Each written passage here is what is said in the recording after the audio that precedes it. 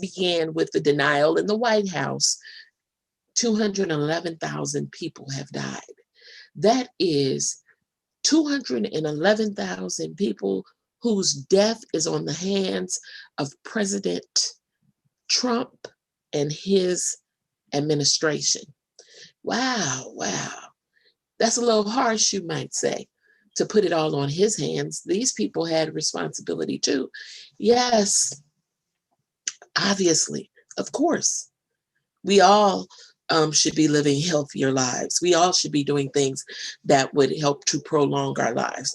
And there are even those of you who would argue that perhaps it was their time to go, and it was the spiritual guidance. It was the Lord who made it happen. Sure, we'll allow for all of that. But there is something that is to be said about the gross and wanton recklessness, the gross neglect of the White House and White House administration and officials that ignored all of the signs, that ignored all of the facts in front of them. Why? Why? Because we have a narcissistic leader who is so in love with himself. The emperor is wearing new clothes, and his new clothes bear him naked. And nobody in the White House has the courage, hell, the audacity to stand up to him. And so they follow him around. Now, I have to admit, this is Kel's thoughts after all, that this troubled me. Why? Why are the officials, why are these trusted leaders, these trusted men and women, why are they blindly following behind someone that clearly is ignorant of the facts? Clearly. It can't just be money. Ladies and gentlemen, please tell me that it's not just money. Please tell me that the great divide that is permeating through our country, that is making us a two-class society instead of the traditional three-class society. Please tell me that that is not the determining factor. That all of those congressmen and women, all mostly Republican, by the way, all of the Republican officials that he has surrounded himself with, that they did not have the strength to stand up to the bully because of money, because what he could do for them financially, or what he's doing for their friends, or for big business, or for whomever is putting money in their pockets to listen to that bull or to accept it, right? If Kellyanne Conway's 15-year-old daughter could see through it, why couldn't the mama? Right? If all of your generals, Masterson and Kelly, etc., could see through it, what about the rest of the people?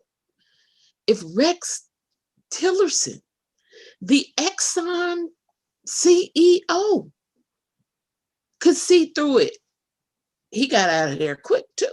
Called him a moron, fucking moron. Oops, excuse me, a effing moron. I'm sorry about that. If he could see through it, what happened to everybody else? So Trump has just surrounded himself with underlings who are inferior or seemingly inferior to him, who have gladly, willingly accepted a subservient position that ignores truth, again, that ignores truth because of feelings. Not their feelings, by the way, but his. And perhaps theirs too, because he'll eviscerate them if they don't support him. Yeah, that seems like a problem to me, right? It's a problem. We have a major problem. But in the words of Malcolm X, the chickens have come home to roost. half the White House administration, almost 3/4 of it, has contracted or tested positive for the coronavirus. Leading Republican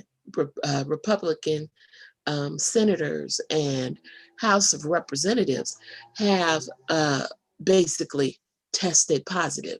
Anybody that has been in close proximity to the president has tested positive, except for Pence. We'll get to Pence in a minute. All these people willingly, I don't know if they disrespected themselves and respected the president or what. I don't know exactly how to phrase that, because in my mind, I'm still troubled by it. Like, if all of the evidence is saying put on a mask, if all of your scientists are saying put on a mask, if all of the leading medical physicians are saying put on a mask, you don't have to be, ugly behind the mask. You don't have to be disrespectful behind the mask. Look at Nancy Pelosi. Nancy Pelosi is, her masks are fashionable, right? They match every one of her outfits. If she's wearing that white pantsuit, she has on that white mask. If she's wearing something that's a pale shade of pink, she has on a pale shade of pink mask. Dark blue, she has on a dark blue mask. And they might even have flowers on them.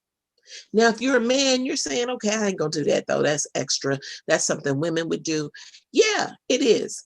But you could get a disposable mask and throw it away as soon as you're done with it. Or you could get just a regular black mask. Or if you're representing a business, if you're representing the United States Congress, get a mask, put an emblem on it, and work that mask like it is just a part of your everyday wardrobe. Why is that difficult? What's difficult? We'll see what they do once they recover, quote unquote. 211,000 deaths suggests if they recover. Now, let me say this. I'm not wishing death on nobody. And I really hope that all of those people who have been recently impacted by the coronavirus are going to recover and have smooth recoveries. But as I've told you, and as I'm sure by now, you may know someone who actually had the coronavirus if you yourself didn't, and has actually survived. But believe me when I tell you, it is no joke. It breaks down. It breaks down your muscular system. It completely destroys your sense of smell, your sense of taste. It attacks the lungs, right? If you think that you are weak now, it makes you weaker.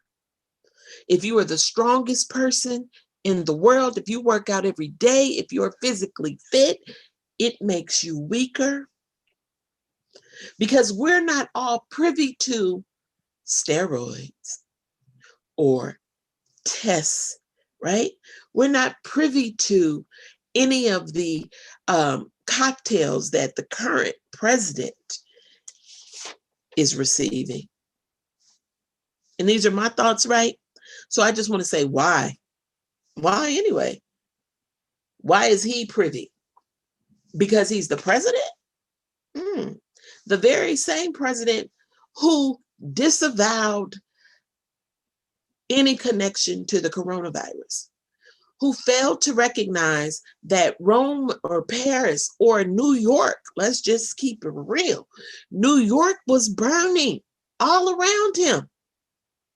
The infection, it spread itself rotten through that state and the city, the 5 boroughs, come on.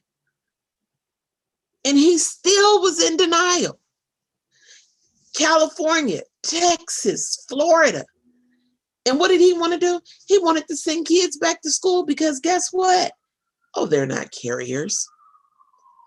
And how many children have died? How many children have died since then? Has it been, what, 10, 15, 20? How many cases have been reported? How many cases have failed to report? Because people don't get testing. People aren't taking it seriously. People are thinking that this is just something that will go away. And heaven forbid, you're not that 0.5% that believed Trump when he said disinfectant works. Because trust me, ladies and gentlemen, those people are out there too. When ignorance is bliss, it's bliss for a reason, right? Ignorance is the god of fools. And so when you're not listening, when you're not heeding the advice, when you don't have the gumption it takes to stand up to somebody and say, man, how can you ignore the facts? We need facts around here, not feelings. It's not about how you look or how you feel or how people perceive you, President Trump. It's not about that. It is about how the American people are being treated. You were elected by the people. Even the people who elected you because they put their trust in what you were saying, trust in your words. And now you've shown the majority of them, not all of them, most of them. Maybe not even most. I'm probably going to back that up and say close to 40% of them can now see the fraud that you are, can now see through you, right? Your ego is so, your ego is so sensitive. It's so fragile that you didn't even allow yourself a time to heal. You had to be almost out of breath to receive 2 oxygen treatments, according to the reports, before you could even say, let me go to Walter Reed. And then you had to be so trumped up, so egotistical, so narcissistic, so me first. It's all about me. Not Melania, who you basically is like, what, 25 years younger than you, and you had to take the time to disparage her to the American press by saying she's not that much younger. Not much. She got a whole quarter of a life. You had a whole quarter of a life ahead of her before she even was born or thought of. So come on, Trump. Your ego is that fragile that you had to walk into the hospital, sit behind a desk in a suite, no less, to look presidential. You couldn't even allow yourself a chance to heal. Now, full disclosure, I understand from his niece, Mary Trump, that was the environment that her grandfather, and his father created. That illness was frowned upon. It was seen as a weakness. All right. If that's true, Mary and Trump family, if that is what your father did, then he did a grave disservice to you. He is the responsible for creating the quote unquote monster in the White House, right? He is responsible for that, because if you are sick, you have to heal. And by playing sick or feigning or faking strength, that doesn't make you look stronger, Trump. It makes you look weaker.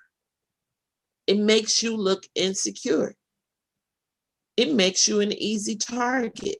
because all anyone has to do is just stroke your precious ego, and they could probably have you eating out of their hands. And we know that because your supporters were standing outside of Walter Reed on Sunday, and you risked the lives of your Secret Service men who have chose a profession that protects the duty or the president of the United States and the White House and the administration. They're there to protect you, and you put their lives in jeopardy. So you could do what? Wave to the 1,500 people standing out there supporting you? Comfortably behind a closed window and exposing your Secret Servicemen to your disease or to your germs, your bacteria. Because the 2-week incubation period, you're still in it. So you're still contagious. And I hear myself wanting to say, dumbass, like, you're still contagious, dumbass. Get in the bed. But that wasn't good enough. You could not get in the bed. Now, people are dying every day from this disease, upwards of 1,000 people a day. Remember, there's 211 since March. And you are out there parading, making a mockery of this disease, and then have the utter audacity to tell the American people that you can beat it. You can beat it. It's nothing. You can beat it. Really, Trump, is that right? Because they don't have the same access to resources that you have. They can't go to Walter Reed, one of the most preeminent hospitals in not only in the United States, but in the world, right? They don't have access to those doctors. They don't have access to those facilities. More importantly, they don't have access to any of the cocktails that you took. Nobody is offering them steroids. Nobody is giving them oxygen when their breathing is short. Oxygen sessions. Dare say if they were, perhaps those numbers would be a little bit lower. Perhaps we wouldn't be at 211,000. But you, Mr. President, you are an embarrassment. You're a shame. You're an embarrassment to the United States, probably to your family, and then ultimately to the one person you don't want to embarrass, and that is yourself. And sadly, very sadly, you don't even know it, right? So when I was young, my grandfather used to always say this phrase, like, a fool is a fool who doesn't know he's a fool. Shun him.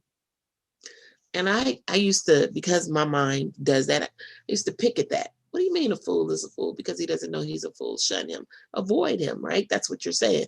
So avoid the fool. Yeah, that's simple. But how could he not know he's a fool? Quite frankly, we see it in Trump. We know he doesn't know that he's a fool because he thinks so highly of himself in this particular case. He thinks so highly of his ill-read, ill-informed, misinformed, misguided self. And if the American people choose to let him take 4 more years, then what are we doing? Is he the fool, or will we be? You see, because as I grew up, I morphed that saying to say, if you argue with the fool and you know he's a fool, what does that make you? A bigger fool. because you're aware of who that individual is. So now if we are aware of who Trump is and we're still able to vote him in, then the joke is on us. When George W. Bush, remember when George W. Bush was bad and we didn't think it could get any worse? Boy, were we wrong, right? We were wrong. Because when George W. Bush won the first time, everybody said, shame on Al Gore. Shame on Al Gore. Al Gore wasn't strong enough. He didn't want to be president because he let him take it from him. Shame on him. But then we get in. And he almost immediately, we're going to war. And then remember, there were stages of alerts: red alert, orange alert, blue alert, green alert, high alert, low alert. And we were in this kind of panic condition as a nation because we didn't know if an attack was imminent, right? Or likely to happen soon. We just didn't know that because they had us on edge. That was in the first 4 years. And remember, at the end of the first 4 years, everybody, every day in the newspapers, because the internet newspaper cycle wasn't as strong way back in 2004, right? Wasn't as strong. But every day it was an alert. Red, orange, yellow, all different stages. And they use that to pump fear into the American people. And what did Bush do? He won a second term. And it was more chaos for 4 more years. Everything Bush did to destroy the nation, Obama and his administration had to come in and change. Right? He had to come back in and fix it. But the shame wasn't on Obama. The shame was on the American people because the American people let Bush do it.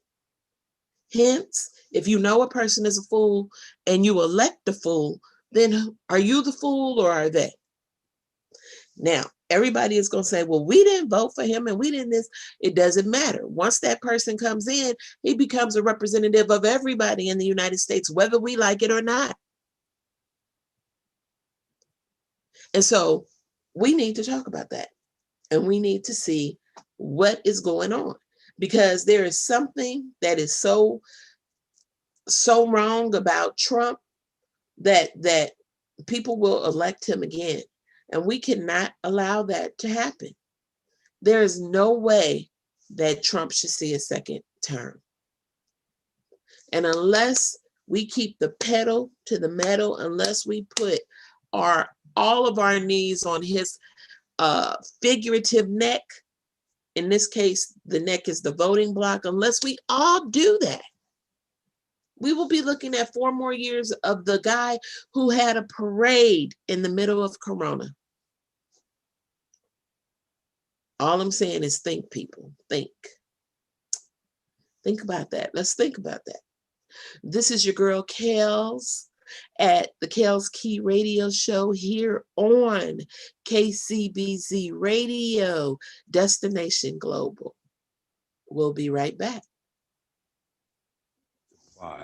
The Asper Beauty Supply is an African-American owned beauty supply dedicated to customers' wants and needs, offering a large variety of crochet braids, human weaving hair, synthetic blends, stylish wigs, natural styling products, and an exclusive line of virgin hair extensions. We support them. We encourage you to check them out. To contact them, call 562-612-5487. That's 562-612-5487. You can also find them on all social media sites. Google DIASPORA Beauty Supply, the Asper Beauty Supply. We support them. We encourage them to continue to do what they're doing. Keep it locked here on KCBZradio.com. There are everyday actions to help prevent the spread of the coronavirus. Wash your hands. Avoid touching your eyes, nose, and mouth. Cover your cough or sneeze. Avoid close contact with people who are sick. Clean and disinfect frequently touched objects. And remember, you're safer at home. For more information, visit cdc.gov/COVID-19.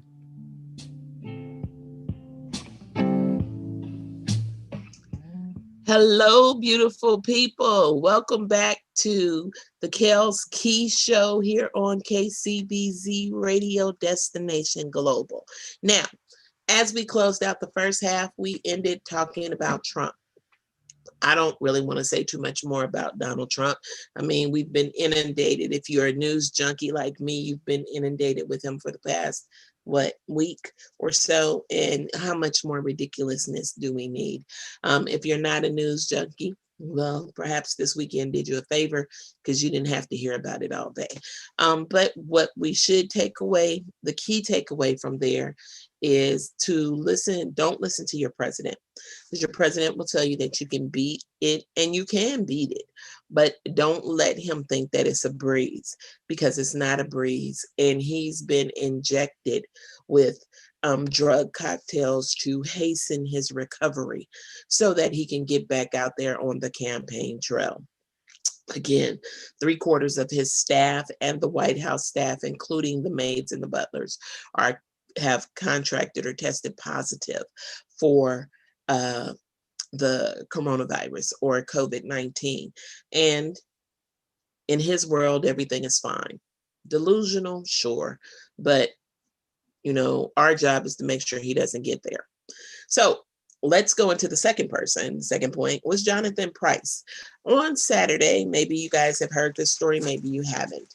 And I was going to talk about Breonna Taylor, but I thought that this was important because a young man was killed on Saturday in Wolf City, Texas, which is, I think, about maybe a 30-minute drive outside of Dallas, right? So like a Dallas suburb, Wolf City. And Jonathan Price was a 31-year-old African-American male by trade, a trainer and photographer. He just had a variety of different things.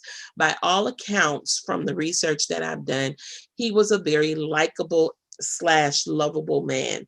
He did not have any enemies, and he didn't really seem to harbor any hate. He was a Trump supporter as well as a Blue Lives Matter supporter. Now I'm going to paraphrase a quote from him, because he says on his Facebook page, "I'm not saying that Black lives don't matter. I'm just saying that I've met a few white cops who have been all right by me." Apparently one let him go, and he, after giving him a sobriety test, they didn't harass him, they let him go. So he thought that that was cool, and they treated him respect. He thought that was cool. So he, in that quote that I just broke, but in the quote, he concludes the quote by saying, I can't just represent one, I have to represent what I know to be true too. Meaning that he recognized his relationship. And we've heard that before. Lil Wayne says, "I can't say all white cops are bad because a white cop saved my life."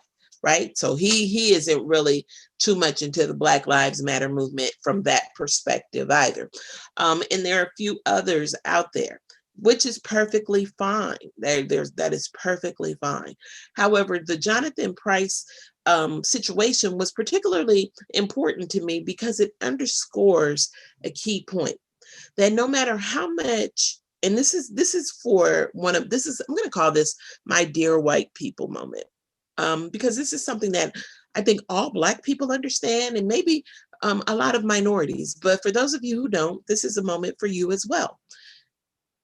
No matter what any Black person does to assimilate into mainstream culture, assimilate into an area that is acceptable for white people.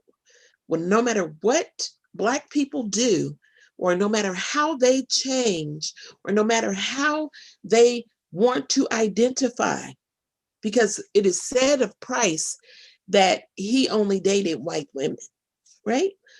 no matter how much they want to identify. Even, let's go to Daniel Cameron, the district attorney or the state's attorney for Kentucky, right? Who pretty much presented shoddy information to the grand jury in the Breonna Taylor case. Didn't really even cover Breonna Taylor, which is why no convictions were brought against Cosgrove, Hankinson, or Mattingly, right? No matter how much you try to fit, no matter how many senators or presidents you speak for on your behalf, ladies and gentlemen, at the end of the day, you are still Black. To them, you are an anomaly, meaning, oh, you're not like the others. Oh, you're less threatening. Oh, I feel comfortable around you. Kelly, you're so funny. I like you because you make me laugh. Really? That's why you like me, because I make you laugh? Lady, if that's what makes you feel comfortable, okay. But I don't think that's my intent. I'm telling the truth as I see it. It's not my job to make you feel comfortable about your whiteness in my Black presence. That's not my job. I don't really care. That's your issue and you have to deal with it until it becomes my issue. See, that's where Jonathan Price was. He embraced all things mainstream. All of his friends, his mother said, he had white friends and brown friends and Black friends. Everybody loved Jonathan. Everybody loved him. He was so lovable. The coach, he didn't play it for us but a few games, but he was a real lovable guy. And he's always going to be a Cowboy, right? There's something to be said about that. That's nice that people, in general, it's a nice feeling that people like you. I mean, that's why Trump is so obsessed with it, right? Everybody wants to be loved. But when the modifications that you have to make to your identity, whether they are innate, natural, or an organic, or something that you have done, you've modified yourself to make other people feel comfortable in your presence. I'm reminded of the Brent Staples Nobel Prize winning article, Black Men in Public Space, in which he talked about how he has to change his behavior so that white women can feel comfortable, or so that white men can feel comfortable. And what he ultimately concluded was that it is not for them that he does it, it's for me, it's for himself.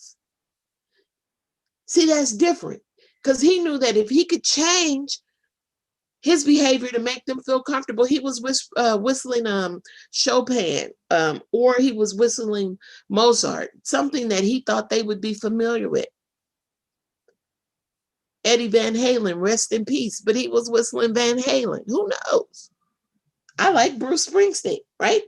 So who knows? Whatever it is, to make them feel comfortable, to ease them in.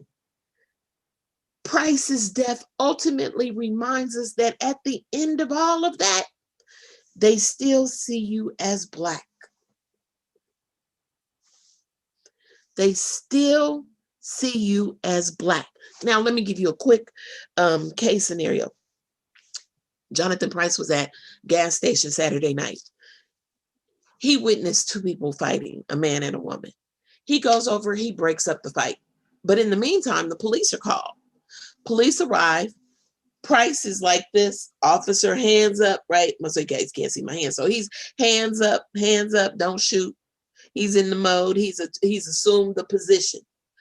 The officer, He tries to explain what's going on. Now, let me tell you, the officer's name is Sean Lucas. Let me also tell you that he has been arrested.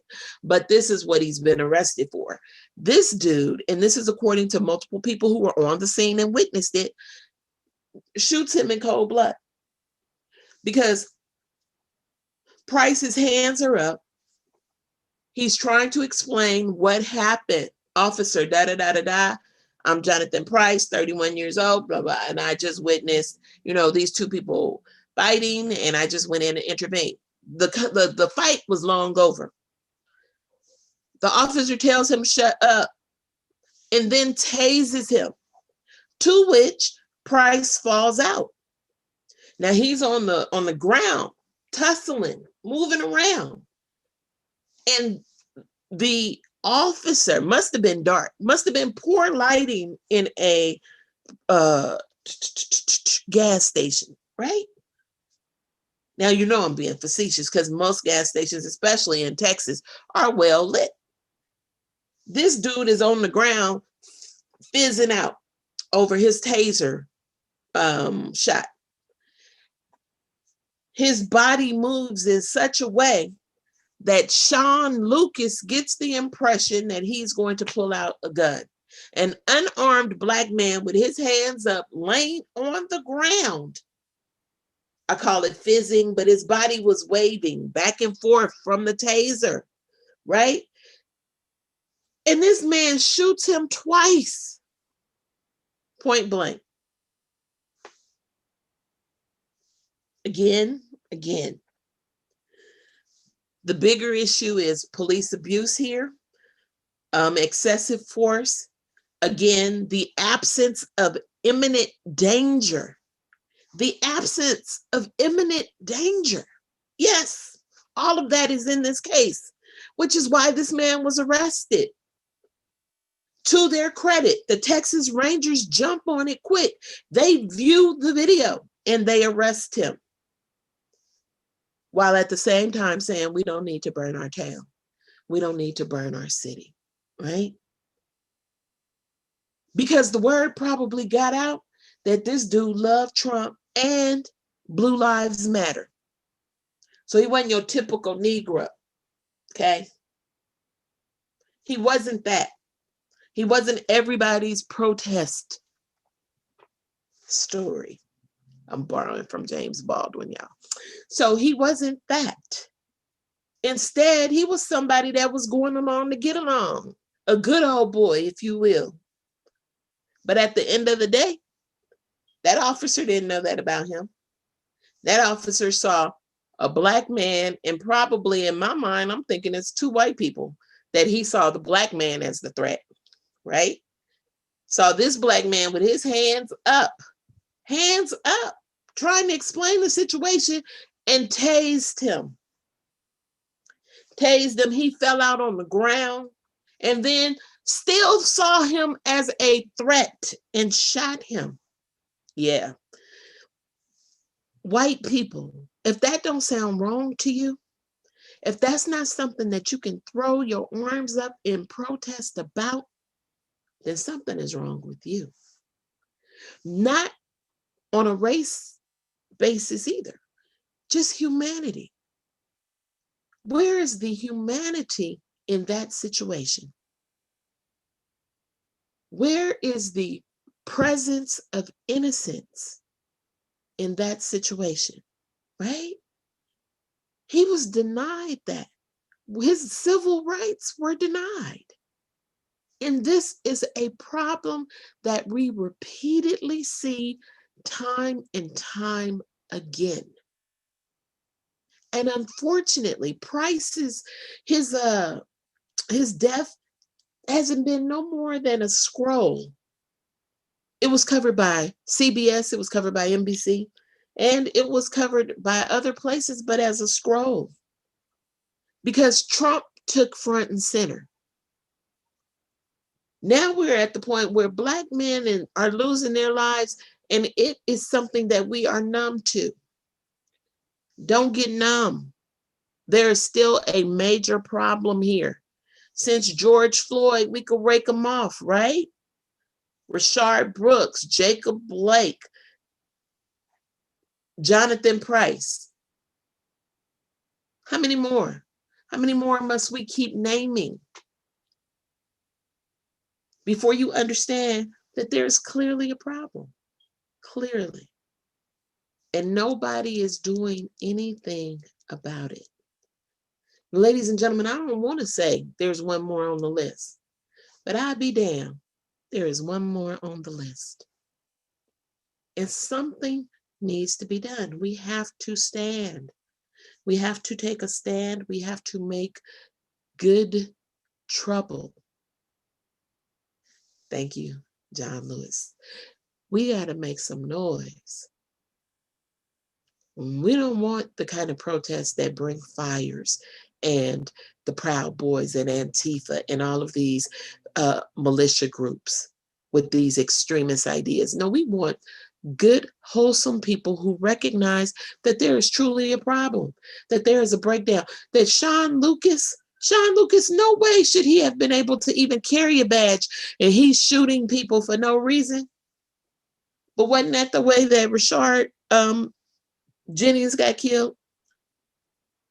Or Rashard Brooks, wasn't that the way he got killed in a Wendy's parking lot? When do we step back and say enough is enough? Now,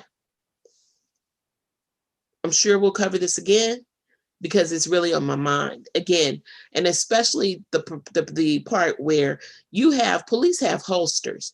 On those holsters, as I've said, there's at least a taser. You got pepper spray. You have your, they got batteries on there, a knife, your handcuffs, right? A baton, and a gun. Those are at least 7 items. 7 items. I'm giving you 7 items, right? At least 7 items on their holster.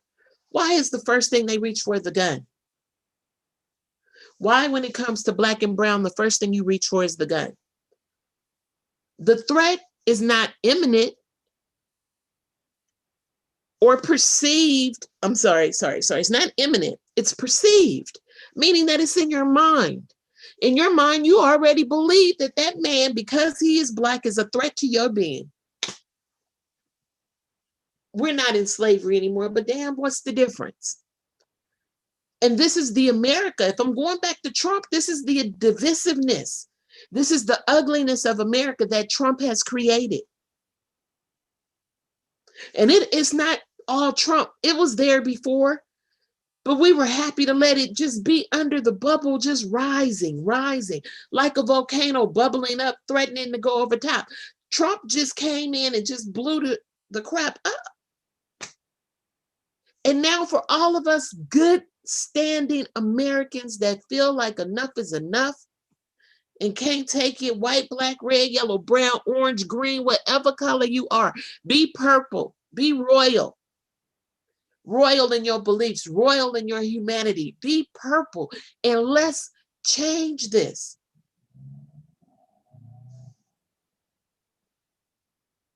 How? How can we do it? By voting. You got to vote, get people in there that look like you. That's what Fannie Lou Hamer said. If we want to be the change, if we want to see change, we need to vote people in that look like us, that represent our values, that represent our beliefs. We need to vote. And as I close, and I'm going to end and let her talk, I want her to say her words, and I want you all to listen to it, and I want you to understand why it's important. Listen to her struggle. And if she could go through all of that, certainly we could mail in a ballot. Certainly we can walk in a ballot. Certainly we could stand in line and endure it because they're threatening to take it away. This is your girl Kelz on the Kelz Keyz Show here on KCBZ Radio Destination Global. All of my good people in this audience tonight, stay beautiful, stay powerful, stay up, and stay Black. Because Black is all things positive. All things positive. Have a good evening and enjoy Miss Hamer. Happy birthday. Happy birthday, Mom. I love you. Happy birthday. All right. Happy birthday. 10 of us was traveling by the Continental Trailway bus. When we got to Winona, Mississippi, which is Montgomery County, 4 of the people got off to use the washroom. And 2 of the people to use the restaurant. 2 of the people wanted to use the washroom. The 4 people that had gone in to use the restaurant was ordered out. During this time, I was on the bus. But when I looked through the window and saw they had rushed out, I got off of the bus to see what had happened. And one of the ladies said it was a state highway patrolman and a chief of police ordered us out. I got back on the bus, and one of the persons who had used the washroom got back on the bus too. As soon as I was seated on the bus, I saw when they began to get the 5 people in a highway patrolman's car. I stepped off of the bus to see what was happening, and somebody screamed from the car that the fire workers was in and said, "Get that one there."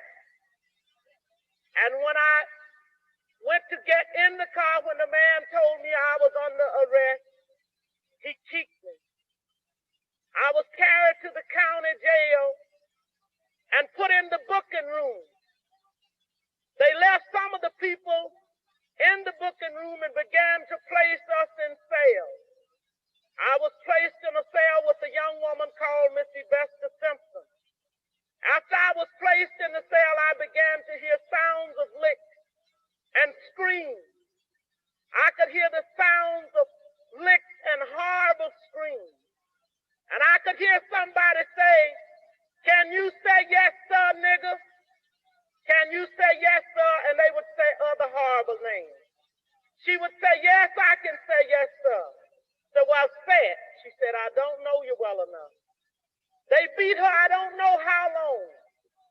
And after a while, she began to pray and ask God to have mercy on those people. And it wasn't too long before 3 white men came to my cell. One of these men was a state highway patrolman.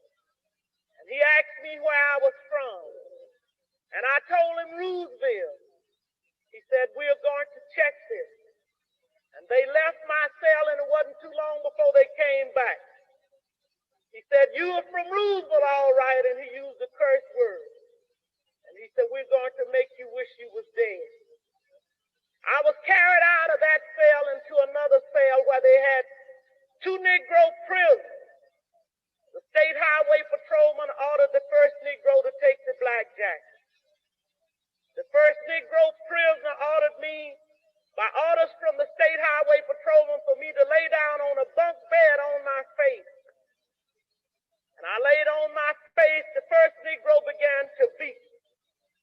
And I was beat by the first Negro until he was exhausted. I was holding my hands behind me at that time on the left side because I suffered from polio when I was 6 years old. After the first Negro had beat until he was exhausted, the state highway patrolman ordered the second Negro to take the blackjack. The second Negro began to beat, and I began to work my feet. And the state highway patrolman ordered the first Negro had beat to sit on my feet, to keep me from working my feet. I began to scream, and one white man got up and began to beat me in my head and tell me to hush. One white man, my dress had worked up high. He walked over and pulled my dress. I pulled my dress down, and he pulled my dress back up. I was in jail when Medgar Evers was murdered. All of this is on account of we want to register to become first-class citizens. And if the Freedom Democratic Party is not seated now, I question America. Is this America, the land of the free?